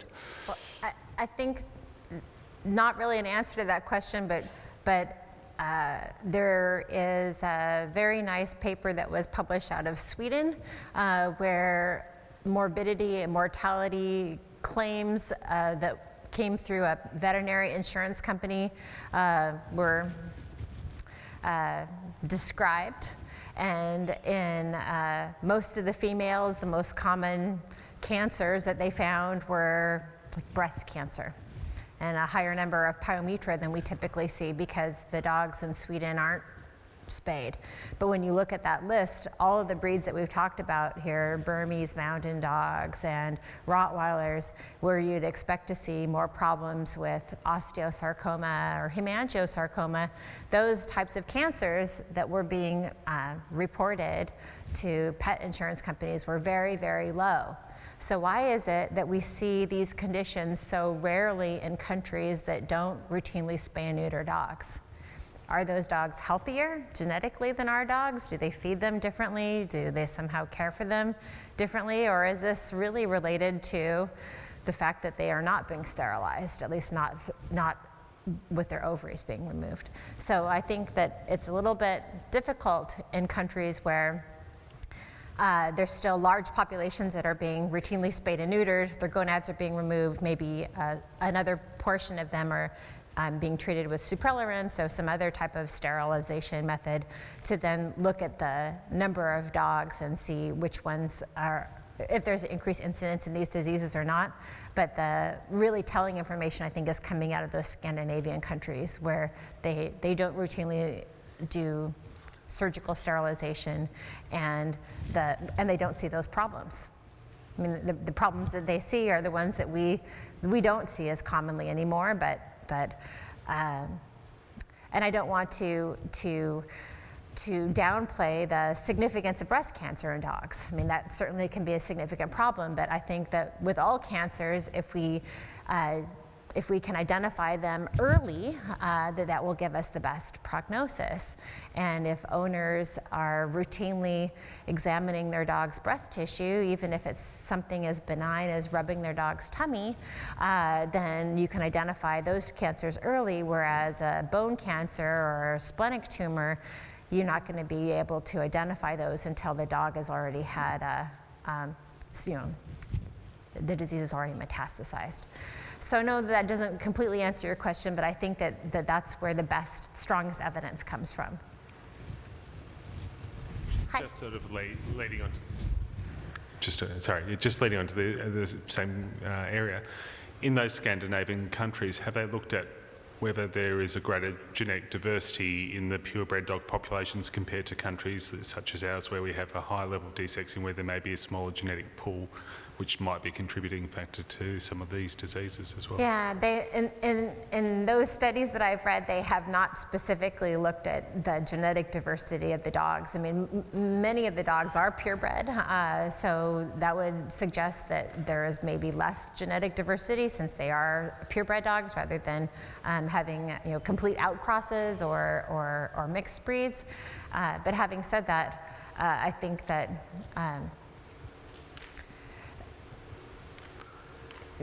certainly here maybe your gene pool is going to be more limited than in other countries where the flow of dogs is more freely. But I don't think that the problems that you're seeing in Australia are any different than what we're seeing all over the world, and a higher percentage of dogs that have been spayed and neutered that have these diseases. There was a large French study that looked over 1,000 Bernese mountain dogs, and they were looking for genetic markers, and they looked at where these dogs came from. So even though the study was done in France, the DNA was submitted from everywhere, because histiocytic sarcoma is a huge issue in the breed. Okay, it kills a lot of these dogs, kills them young, middle age. And what the results showed was that the marker studies, all Berners have them. Okay, so it doesn't matter where they are, they have them. So they never went any deeper into the study, but they basically showed that it didn't really matter whether you had the markers or not, because you're a Berner, you're going to have them, and that just puts you at risk. And that seems to be worldwide. The gene pool for the breed is not isolated to certain countries. These genes are spread all around the world, and it's more of a breed thing rather than a specific geographic location. Hi. I've got a couple of questions. First of all, for neutered females that have urinary incontinence, how many cases have we really seen where there's been a positive outcome from using the desexing implant? And if so, how often should we be implanting them? Okay. Okay, so if we go back to Iris Rickler's study, and if you wish, I can give you a copy of this. The take-up phase can be almost about a week to 10 days before you see benefit. They had some bitches that were extending out to 780 days of continence. And so from a clinical point of view, it's pretty easy. You put the first one in, you see how long it lasts, and you just go from there, and you would just repeat that accordingly. But yeah, that stuff's been well published. Secondly, just... could I follow up with that too? So Professor Reichler in Switzerland is the one who's published all of the work with using suprelorin for urinary incontinence. And what she's found is about 60% of bitches treated with suprelorin without any other medication will have their continence restored. And other dogs, they need to have phenylpropanolamine administered in addition to suprelorin. But for those of you that have managed a urinary incontinence dog, you realize that phenylpropanolamine might need to be added to estriol or something else too, that not always is that sufficient. So that's one thing.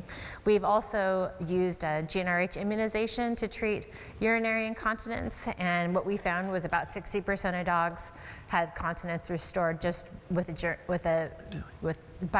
reducing luteinizing hormone concentration. So, and with respect to how long it lasts, usually what we see with the implant versus what we see with the vaccination is that they'll start having very small accidents, just leaking a little bit, and then that allows you time to re-implant them and without having to start them on phenylpropanolamine again.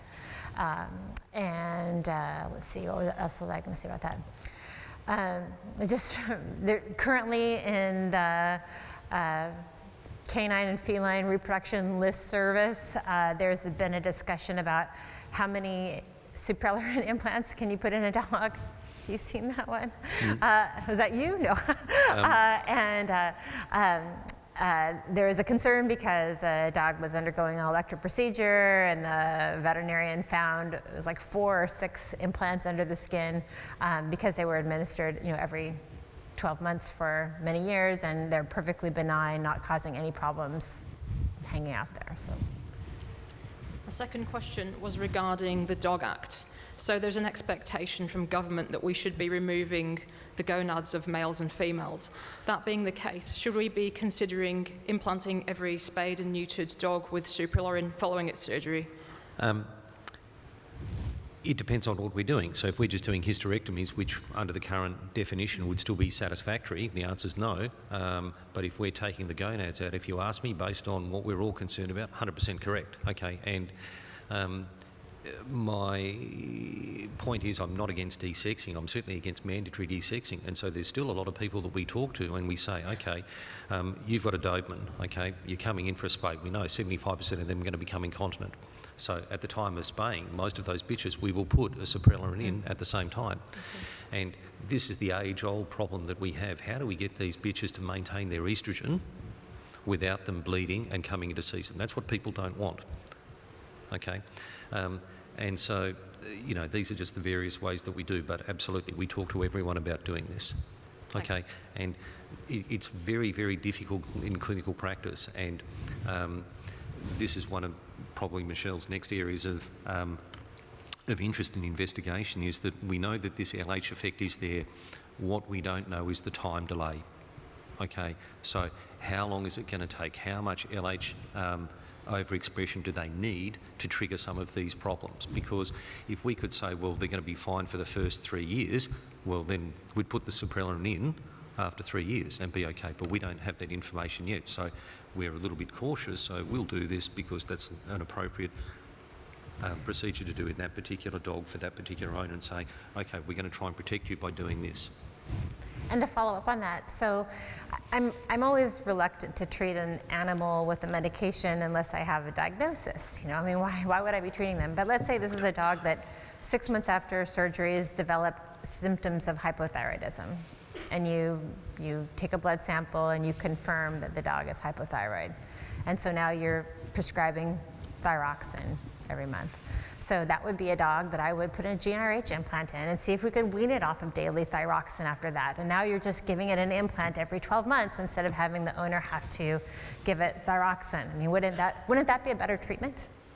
If this is a Cushing's dog, rather than keeping them on medication to reduce the amount of cortisol that they're producing, we could put a GnRH implant in them. Wouldn't that be a better solution? So I'm a little bit apprehensive to just recommend putting a GnRH implant in every healthy spayed and neuter dog because there's a very high percentage of them that won't develop any of these diseases. So I don't want to treat something that doesn't need to be treated, but if I have made the diagnosis that they have this problem, and I know that this problem is related to, especially with this specific examples of hypothyroidism and adrenocortical over secretion, then those I think would be very easy choices to make. Please, we do have time constraints. This will be the last question. If there's anything beyond this, please see us in the foyer, but we don't wish to hold anyone back. Please ask. If we are removing the uterus and leaving the ovary, the normal cycle would revolve around producing a follicle, that being luteinized, and then eventually the luteal tissue being broken down by the production of prostaglandins within the uterus, circulated through the local circulation. If we are taking away the source of the prostaglandins that are going to dissolve away the luteal tissue, how long does it take for an isolated ovary to become cystic and possibly extremely troubled in its own right? I'm thinking that you must be a large animal veterinarian because this is my logic. Because in humans and in dogs and cats, there are no endogenous luteolysins. What that means is that the CLs naturally regress without the uterus. That's why women that have had their uteruses removed continue to cycle normally every 28 days. And dogs and cats, if their uterus is removed, their CL lifespan is exactly the same as it is if they have a uterus. So the prostaglandin itself is not acting to regress the CL endogenously in dogs and cats or humans. If we look at the data on ovarian remnant syndrome, so this is where spays have been attempted, the uterus has been removed, but for whatever reason, small pieces of ovary have been left behind. The time delay before they actually start showing issues can be a decade. It's extremely variable. Okay, there's no predictability to it. It can take 12 months, it could take 10 years. But the ovaries don't become cystic because of a lack of prostaglandin. If they do develop some sort of follicular cyst, that's not in relationship to the uterus being removed or the uterus still being present. So, but that is true, absolutely. For a horse, if you remove the uterus, they have a delayed luteal phase. A cow, sheep, etc. That's why I said, with large animal, that would definitely be the case. But small animals and humans, no. Thank you. Thank you, everyone. I'd like you to once again thank Professor Kutzler for a very entertaining session.